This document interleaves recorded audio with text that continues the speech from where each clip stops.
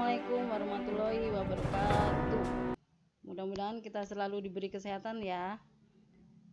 Bertemu lagi dengan saya Ibu Murni dengan mata pelajaran Sejarah Indonesia. Oke, untuk video kali ini kita akan membahas tentang materi proses masuk dan berkembangnya agama Hindu dan Buddha di Nusantara. Dengan pembelajaran ini, diharapkan peserta didik mampu menganalisis proses masuk agama dan kebudayaan Hindu-Buddha ke Indonesia dan menyelesaikan masalah yang terkait dengan benar, sehingga menjadi cerdas, beriman, bertakwa, dan berakhlak mulia. Kita lihat di sini, menurut para ahli sejarah, cara masuk dan proses penyebaran agama Hindu-Buddha di Indonesia itu terbagi menjadi dua, yaitu yang pertama, masyarakat Nusantara berperan pasif. Yang kedua, masyarakat Nusantara berperan aktif. Apa yang dimaksud dengan masyarakat Nusantara berperan pasif dan apa yang dimaksud dengan masyarakat Nusantara berperan aktif? Kita lihat di sini. Masyarakat Nusantara berperan pasif itu maksudnya penduduk Indonesia yang mempelajari agama Hindu atau Buddha melalui masyarakat India dan Cina yang datang langsung ke Nusantara, sehingga penduduk Indonesia itu belajar dari bangsa India dan Cina karena di negara itu banyak menganut agama Hindu dan Buddha.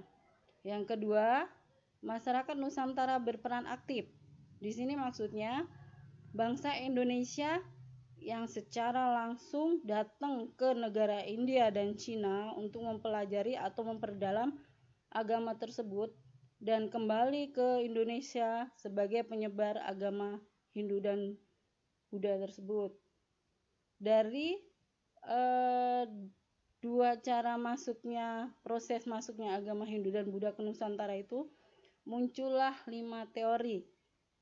Dan teori tersebut ada yang termasuk cara pasif dan ada juga yang termasuk cara aktif. Ada 3 teori yang masuk ke dalam cara pasif, yaitu teori Brahmana, teori Waisa, dan teori Ksatria. Dan ada 2 teori yang masuk ke dalam cara aktif, yaitu teori arus balik dan teori Sudra. Di sini kita lihat yang pertama, teori Brahmana. Teori Brahmana ini dikemukakan oleh tokoh Van Loer. Ia mengemukakan bahwa para kaum Brahmana itu datang ke Nusantara itu karena diundang oleh para raja-raja untuk datang ke Nusantara dan mengajarkan agama Hindu dan Buddha kepada para raja dan kepada rakyatnya. Yang selanjutnya di sini ada teori Waisa. Teori Waisa ini dikemukakan oleh N.G. Krom. Dia menyebutkan bahwa para pedagang yang menganut agama Hindu dan Buddha lah penyebar utama agama tersebut ke Indonesia.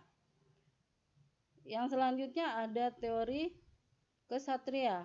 Teori Ksatria ini dikemukakan oleh C.C. Bird, Mockerice, dan satu lagi J.C. Mons. Dia mengemukakan pada saat masuknya ajaran Hindu dan Buddha ke Nusantara, di daratan India dan Cina itu sedang berlangsung perang saudara. Raja-raja yang kalah berperang melarikan diri ke Nusantara untuk berlindung. Nah, sembari berlindung ini, raja-raja yang melarikan diri itu memperkenalkan agama Hindu dan Buddha ke Nusantara, dan mereka sempat mendirikan kerajaan-kerajaan kembali yang bercorak Hindu ataupun Buddha.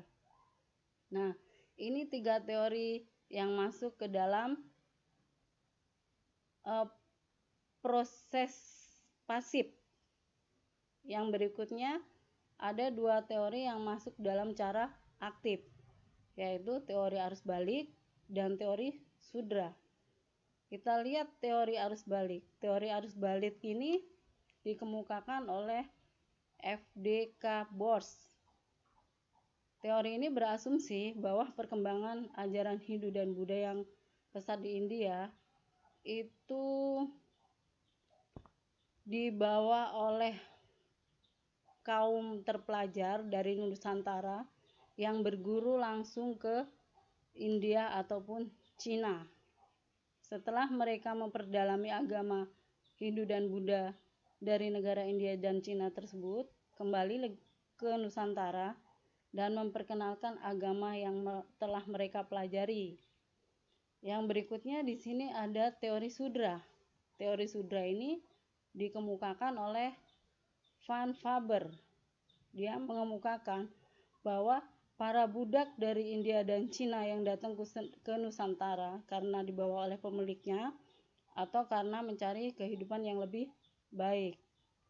Pada saat mereka menetap di Nusantara, mereka berasimilasi dan berakulturasi dengan penduduk-penduduk sekitar.